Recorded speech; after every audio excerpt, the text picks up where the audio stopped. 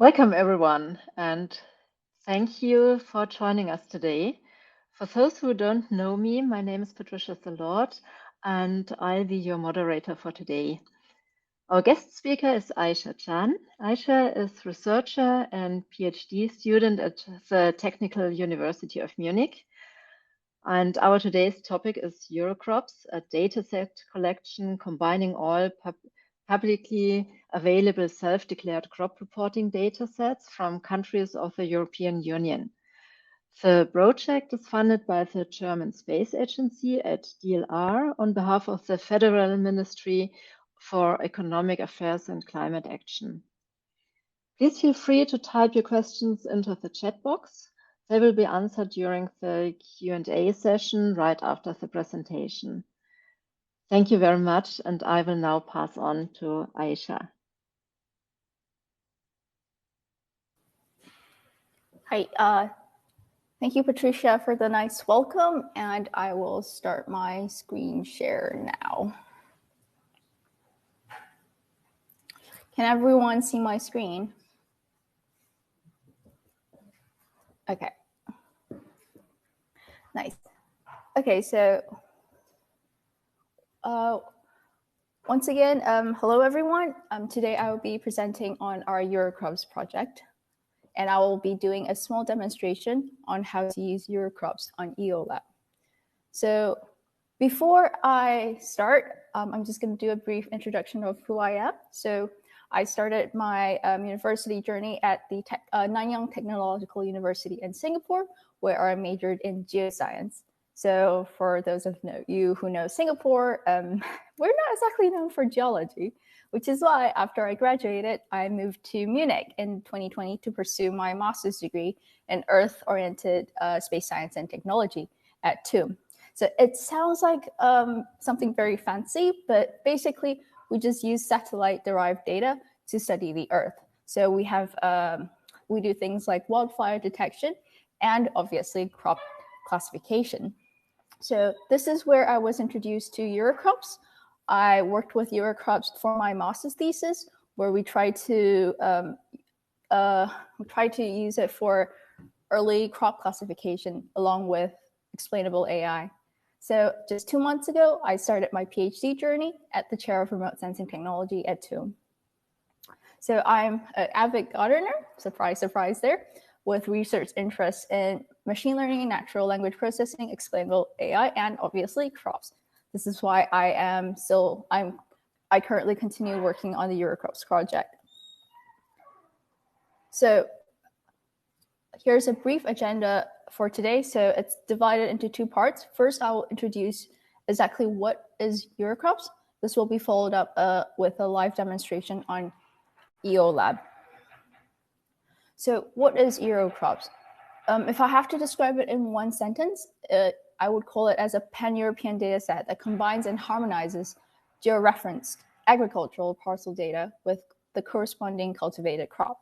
So if you see here, you have these different field parcels. And what EuroCrops do is collect all these field parcels along with its crop labels and try to create a standardized and harmonized data set throughout Europe. So to accomplish this, we first have to get data. And this we collect from the farmers' self-declarations reliably collected in the course of EU subsidy control. So for those of you who might not be aware, in Europe, farmers can receive subsidies based on the types of crops they grow and how they actually grow them, which is why they would make these declarations. And these national paying agencies will actually regularly carry out inspections, either through field visits or actually through aerial photo or satellite imagery interpretation to verify these declarations. So they are relatively reliable data set that are collected by these national agencies. So for these data sets, you typically have some kind of shapefile, which includes these georeferenced crop field polygon. So these blue bordered plots here, and at each of them will be a crop label, which will describe what crop was growing there at any given year. So this all sounds really good, but how available is actually this data? So despite that we know this data is being collected, it's not always publicly available. So far, we have obtained data from 16 different countries in Europe, and these are the countries here. So the most common way of accessing this data is through their national websites. You can also alternatively get it from data.europa.eu, which is a Europe-wide database. Or sometimes we have to email the respective agencies ourselves to obtain the data. There's also this platform called Inspire, which stands for Infrastructure for Spatial Information in Europe, where you can get data from. So now that we have the data, mission accomplished, right? Well, not quite so fast. Let's actually take a look at the data. So here are two excerpts from the collected data, one from Portugal and one from Lithuania. So you have a lot of information in there. Usually you have something about how big is the field area, an ID associated to that particular field parcel, and most importantly, the name of the crop that's grown there. But what becomes immediately obvious is that this is in the national language this data was collected from. So in Portugal, this is most likely in Portuguese, whereas in Lithuania, this is most likely in Lithuanian. So if you want to actually create a harmonized data set that can be used European-wide, you need it to be in a common language, which is why the first idea is to let's just translate it. Here's the translated version.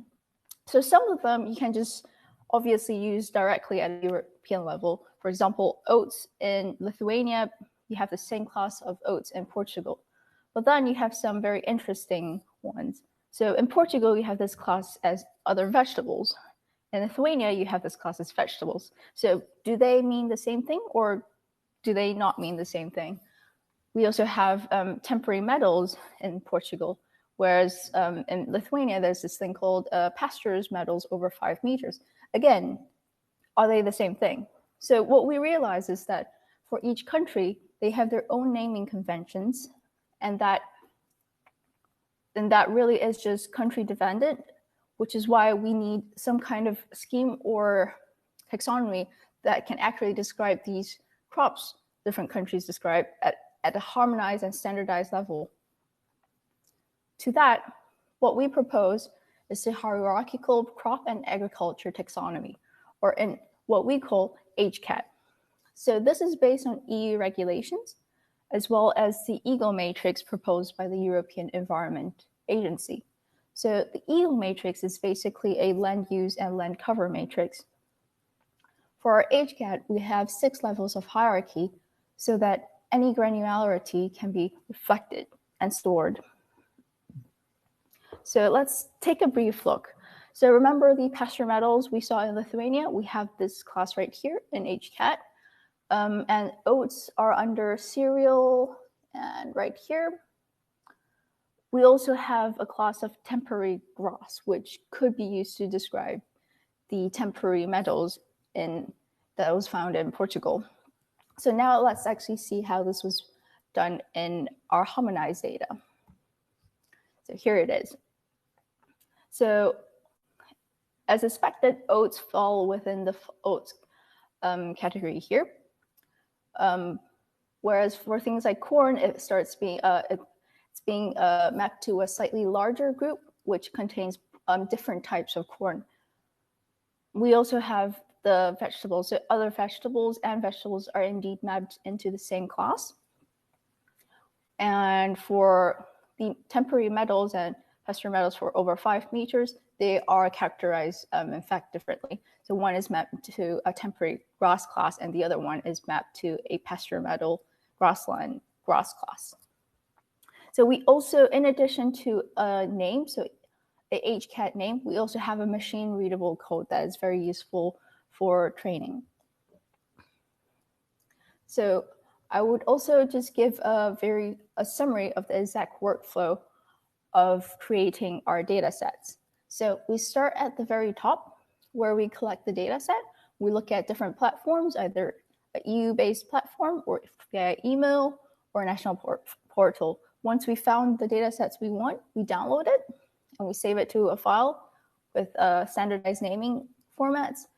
and then we try to extract the crop names in its original language. So this is, again, saved into a file. From the crop names, we do an automatic translation, which is followed by a manual check to ensure the translation was done correctly. These translated crop names are then saved to another CSV file. So once we actually have the translated crop names, we can apply an automatic mapping to our HCAT scheme. Again, we do some sort of manual verification to ensure it's doing whatever it's doing correctly. And we also do a check that we have enough classes. So EuroCrops works in, HCAT works in a way that we base our defined HCAT classes from existing data. So if, for example, we started off with Germany, which doesn't grow a lot of Mediterranean fruits like figs and all that, and we want to add data set from Portugal, which grows figs, then we will add this class and update it into HCAT so that you have more classes that you can map to. And once that's done, we will then remap everything through automatic mapping to HCAT. Again, do some verification. And then after this process, we'll try to obtain some feedback. And if everything is right, we can go on and produce a mapping list where we map the original name of the crop according to the original source data to our defined HCAT mappings. If everything's not correct, we go back to manual verification, and if we have to, do some corrections. And we will also add our defined mappings as additional columns into the original source data. And at the very end, we'll produce a shapefile. So I would also like to note that even after this point, we would still obtain feedback and then to better improve our HCAT definitions. So EuroCrops at the current stage has collection and harmonization of crop data, including 16 countries. For right now, we only have 1 year per country. We published all our vector data over on Zenodo. Obviously, it's also available on EOLab, and we contain over 50 gigabytes of reference data. So we are also constantly updating EuroCrops and responding to feedback.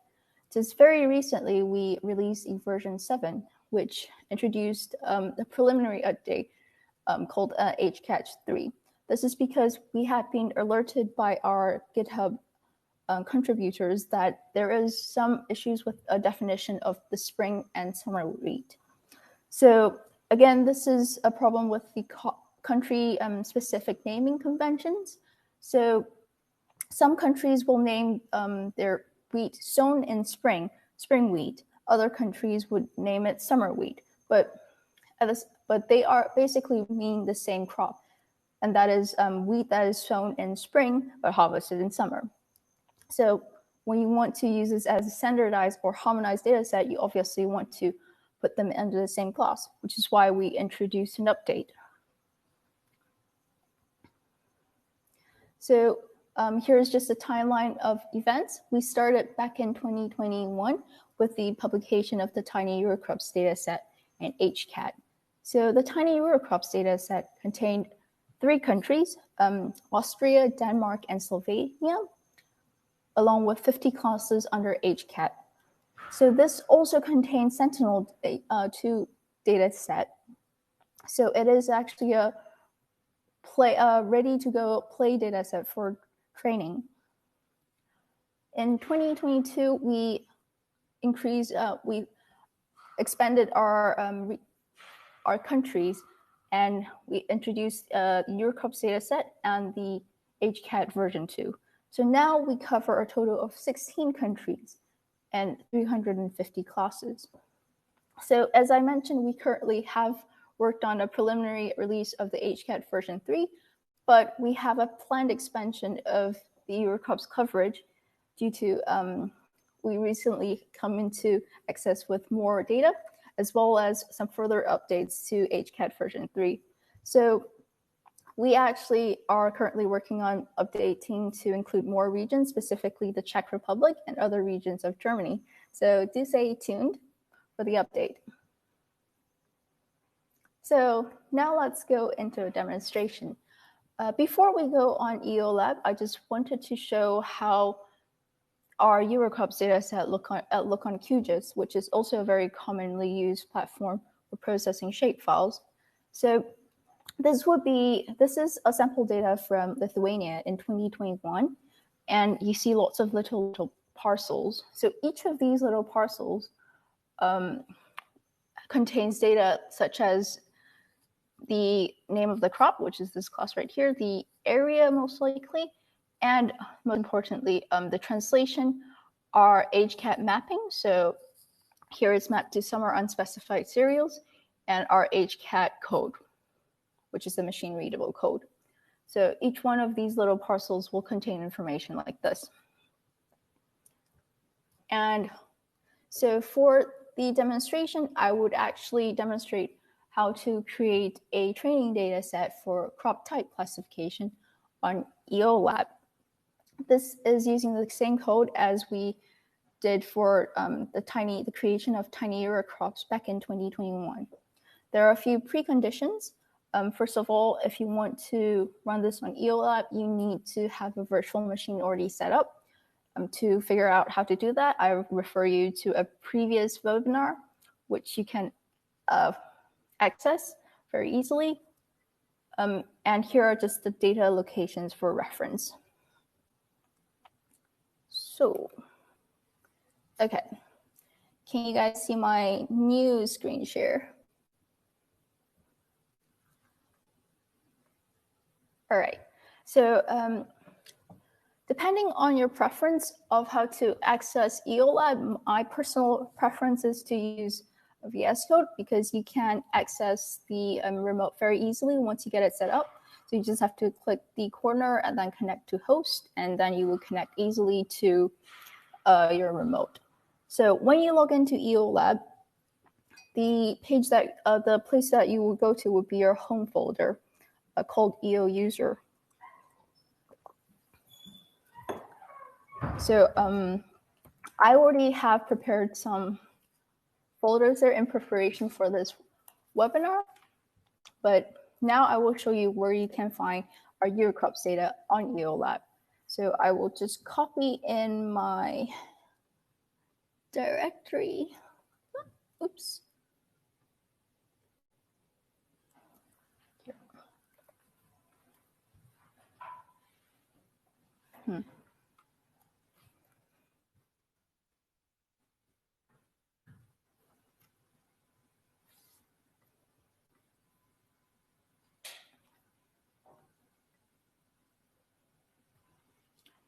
Seems to be a bit slow right now.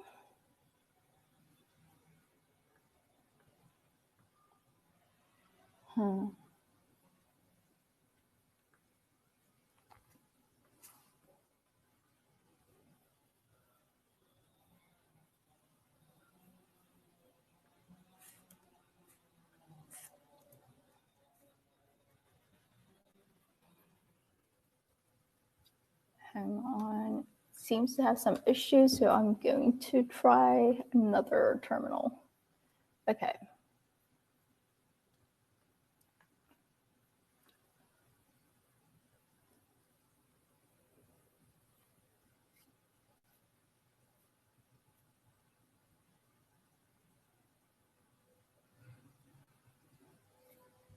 Okay.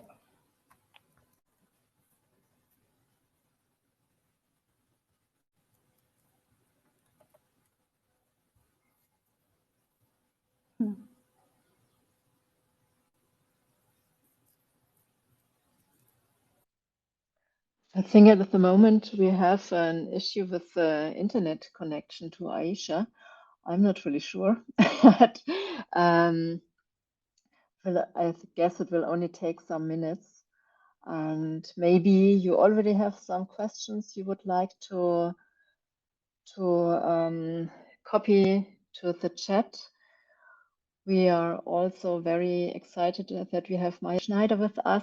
She is the one who started with EuroCrops, and I'm sure she will be very excited to answer your questions. Thank you very much. And Please stay tuned. As I think it might take a bit longer than I would have expected. I'm here again. Just to say something about EuroCrops, I think it's a really amazing data set, and we all can only guess how difficult it was to collect all this information and to create a data set like EuroCrops. And the final result is amazing too, because from all this information they collected from Europe, they created a data set that provides a valuable basis for the development of automatic vegetation classification methods and serves as a training data set for AI models. That's a really good job that was done at the TU in Munich. We already have a first question. I will read it to all of you, and maybe Maya, you can write an answer to the question.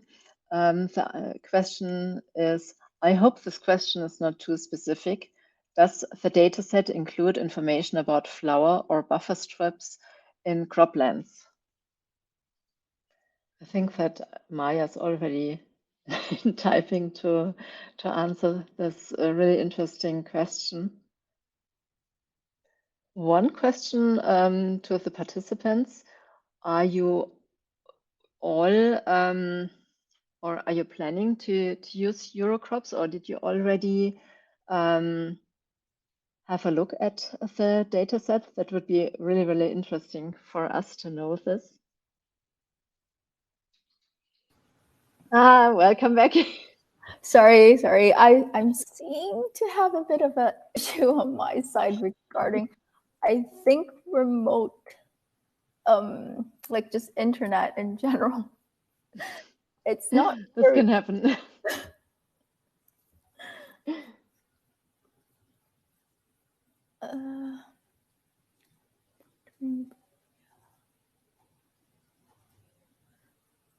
So I see some questions right now. I'm not really sure what you mean by flower buffer strips. So if the fields actually cultivate flowers, then yes, we do have the data. So I think the question means the flowers between two fields. So when you go outside, you can see that between two fields there are flowers, or yeah. So I believe it's not actually cultivated on a field. It will not be declared by the farmer. So I don't think that would be contained. I can see an answer that Maya Schneider wrote. She writes, so there are some countries that actually do include more information than just the main crop. But as far as I know, flower strips are usually not mentioned specifically. Yes, I can imagine that everything that's next to a field is not really mentioned in particular.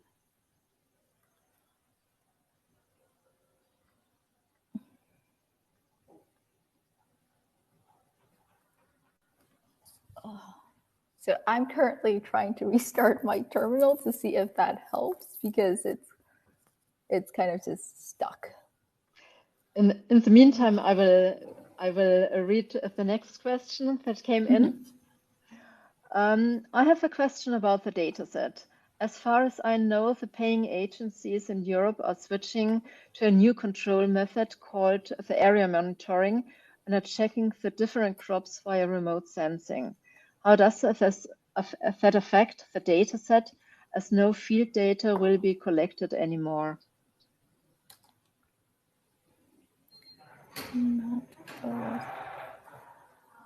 So hang on. So let me just try to resolve the IT issues first. So I currently it's just kind of stuck right there. I can't even type anything. It's a bit weird.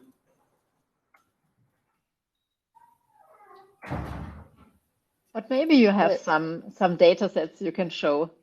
Yes, I could show the data sets, but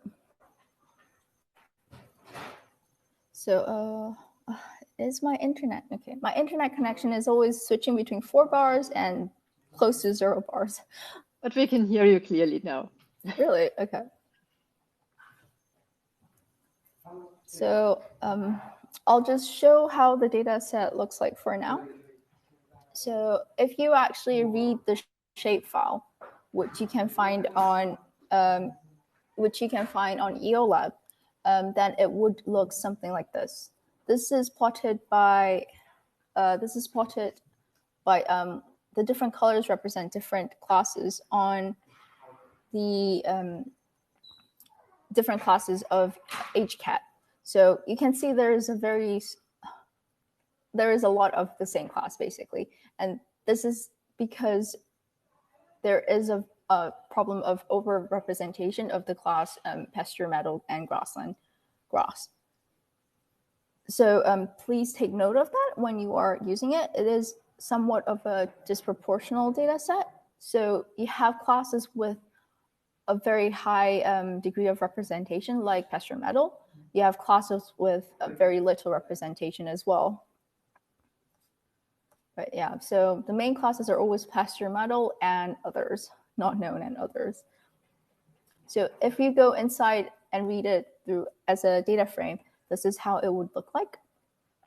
So you would have the file ID or the field ID actually in this column right here, which is very important when you want to match the classes together. And this is where you get the names of the crops in the original language. You also have the columns we've added, which is the translated names of the crops grown on that plot of land, and the classes we have mapped it to under HCAT name and HCAT code. So yeah, this is how the shapefile would look like. So I would like to show how to actually access it on EOLab, but it seems like maybe you can just show results or about the usage. Okay, so I initially wanted to show you how you could access it from how you could actually access it, but it seems like it won't let me. So I'll just go through how the exact workflow of how to actually produce a training data set. So the general workflow goes like this. The goal is to produce 2 files. One data file, which contains the parcel ID and the corresponding 13-band spectral reflectances from Sentinel-2. And second of all, a labels file, a file that contains the parcel ID and the corresponding crop labels. So the parcel ID is what we use to match between the 2 different files. So if you say you have parcel ID number 1, and that contains these spectral reflectances, to find what exactly are the crop labels on parcel ID 1, you match it based on the number and go to access it through the labels file. So to do that, there are 3 main steps. First of all, you have to do a pre-processing of the Sentinel-2 tiles. To do that, you combine. So if it ever comes back alive again, I will show you that what is available on EOLab is the 13-band specific JPEG 2000 files. So you have 13 files containing the spectral reflectances, and you want to combine them into one GeoTIFF file. And once you get that, you want to extract the spectral reflectances values from them. So you want to match the geometry polygons from the EuroCrops shapefile. So it's under the geometry column. And you match it with a GeoTIFF file. So, and the last step is the creation of the labels file. And to do that, it's very simple. You just extract the parcel ID and parcel label from the EuroCrops shape file. So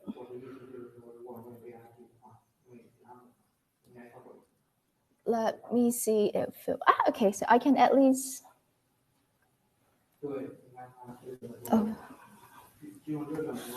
okay, my terminal is going haywire right now, so I'm not going to try to do anything on it. So right, okay. So yeah. So as mentioned, there are 3 different files or scripts you have to run to obtain the 2 files. First of all, it's the pre-processing of the Sentinel files. So the Sentinel files, you will find is in a safe directory. So the way I have structured it is that I save them under under their tile name, followed by L1C safe. So what is the most important thing that you have to change from this file is under the main. So first of all, you have to define exactly where did you save the tiles, and then the specific name of the tile that you're trying to process. So once you have that, and you look at the code itself, it's relatively simple. Most of it is just defining the different paths, as well as converting it into an intermediary file known as VRT before actually converting it into a geotiff file that we want. So yeah, very relatively straightforward code. The only thing you have to take note of is the path, definition of the path to the files, as well as the exact tile names. So in normal use case, you would want to have all the tiles that cover the region. In this particular case, I only showed 1 tile for the sake of processing efficiency. But yeah, so normally you would need more than 1 tile. So once we have that, we can actually process them into, to match them with our shape files. Again, the most important bits are under the main. So what we have right here is you have to define where can you find the geotiff files. So this was defined in the previous script. So it should be in the same place. And then you have to define where can you find the shape files. Also, you have to define where and what do you want to name the final output HDF file. So now let's look at the script. So what you notice first from the first line of code is that I have this mode called median right here. So as the purpose of this code is to just obtain some training data for crop type classification, what we do is we get the median value of all the spectral reflectances of each band for each parcel. So we use median values because it's more robust against outliers.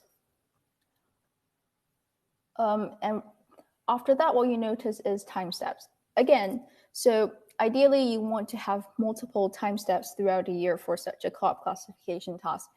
In general, you don't want to have just 1 date because it might not be a representative date, and more dates, especially covering the entire growing season, will be very beneficial for a good classification accuracy, which is why you want to have more than 1 time step of Sentinel tiles. So the code first loops through the different shape files. So sometimes different regions of a country will be separated into different shape files, which is why you could loop it over the different shape files, and then you loop it over the different tiles. Again, This happens mainly when you have more than one time step. That's why you want to loop it through different time steps. Now, I would like to bring your attention to this line in particular. It's a very important line for this code to work. So one thing to note is that the coordinate reference system of the shapefiles are most likely not in the same reference system as the Sentinel-2 tile, which is why what we do here is we find the reference system of the Sentinel-2 tile, and using the function 2CRS, we convert the reference system of the shapefile into the reference system of the Sentinel-2 file. Without this particular step, you will not be able to match the two. You will not be able to match the two together. So once that happens, here is where we actually match everything parcel by parcel. So we loop through all the parcels and match them to the Sentinel-2 tile. This is done using our stereo mask right here. And followed by that, we extract the median value through these codes here. So also important to note here, we forcibly turn all negative spectral reflectances into 0, as negative spectral reflectances should not be a thing. So here it's just how we actually save the data. So the data is saved in a way such that you have one index column, which is based on your parcel ID. And then you have columns, and each column would be a certain time step. So the sensing time of the Sentinel tile. And then I would also like to raise your attention to this column here. So for the case of Belgium, the Flanders region of Belgium, which is what I showed as a demonstration just now, the column name is called file ID, FID, but this is not necessarily always the case. This column is dependent on the original source file, which can change. So what we do is that we only append the our mapping results and the translated names. We do not adjust the original source file out of preservation of the original file, and also because of downwards compatibility reasons. So we don't actually change the original source file. That's why if you're expanding it to other data sets, please take note of what exactly is the name of the column of the parcel ID for that data set. And I would also like to highlight this particular part. This part is a reality check. So like I mentioned earlier, typically you need more than one Sentinel tile to cover the entire region of the shapefile. So if I actually manage to run this later, you would see that with only this tile, I cover less than half of the region. And this would show that how many thousand parcels that was not covered by the Sentinel tile. So this would be a great reality check. So yeah, this is basically how it works. The main things you have to take note of is under the main, as well as the exact name of the parcel ID for the shapefile. So now let's move to the final part, which is extracting the CSV labels for mapping. So this is the most straightforward code out of the three scripts. Again, take note of the paths. So where do you find the shapefile, and where do you want to save the final labels file? So it's really easy. You just want to read the shapefile. Obviously, remove anything that doesn't have any polygons or like geometry defined in them, and you just extract the values you want, which is the parcel ID, so you can match them to the spectral reflectances, as well as the exact labels, either the code or the name. So yeah, that's how it looks like. And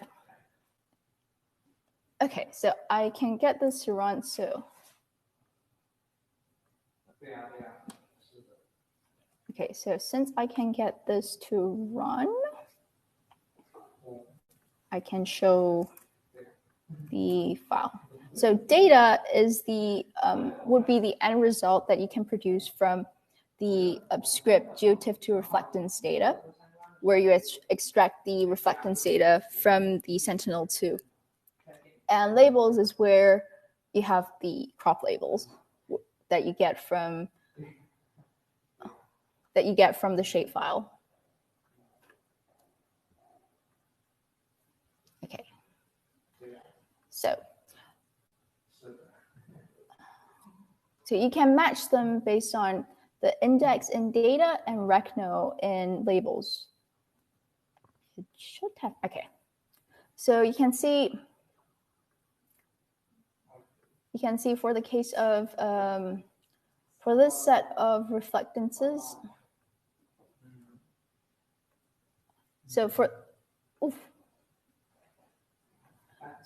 this set of reflectances taken on August 23rd, 2021, with the parcel ID 1, the crop that was grown on there is permanent crops, perennial. So if you scroll down, you have other options. So 78, okay. So 78 here, you have this set of spectral reflectances and its fodder roots. So yeah, with this, you should be able to feed it directly to a machine learning example or deep learning example and use it for crop classification. So yeah.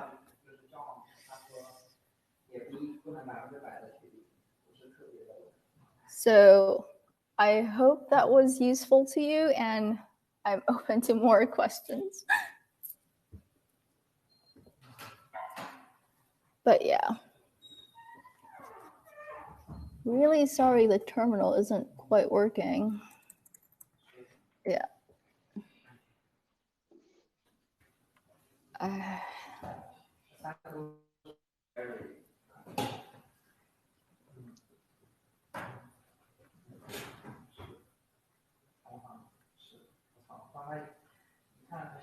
Just for the information for all the participants,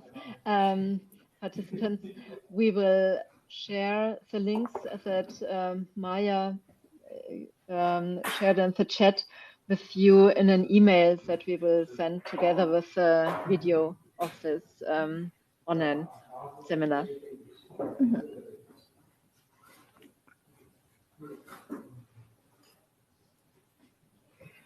Yeah. I have the feeling that all questions have been answered. And but I just wanted to highlight that it's really amazing that the work on EuroCrops to create this data set is really, really amazing. I guess it was a lot of work and thinking on how to organize this to get this data set.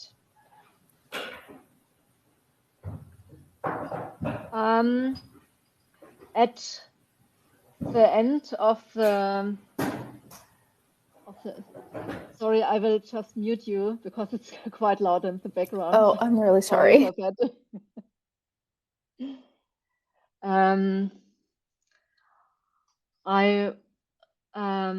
We will now open a survey where I would be really happy if you could all fill it out. It helps us a lot to get better and better with EULab and also with online seminars. And I already want to thank you all for your participation in the online seminar about EuroCrops on EULab. I think we all learned that this is a really amazing data set and very, very useful as a valuable basis for the development of automatic vegetation classifications and also as training set for AI models. As I already said, we will share the reviewed video as well as the links Maya posted in the chat with you by email. That will happen in the beginning of next week. And we, for these who are thinking if they should answer the survey, we also have a question in the survey if you are interested in getting emails about online seminars in the future. And here you can say yes or no. And if you agree to these emails, then you get information about upcoming online seminars and don't have to check the website every few days. So thank you very much for your participation, and thank you very much, Aisha, for the really interesting and great presentation. And thank you very much to you, Maya Schneider, for answering all those questions that came in parallel. And yeah, it was a pleasure. Thank you very much. Yeah, thank you again for having us, and yeah, I hope that was helpful. Again, if you have any questions, please just don't hesitate to reach out to me. So yeah.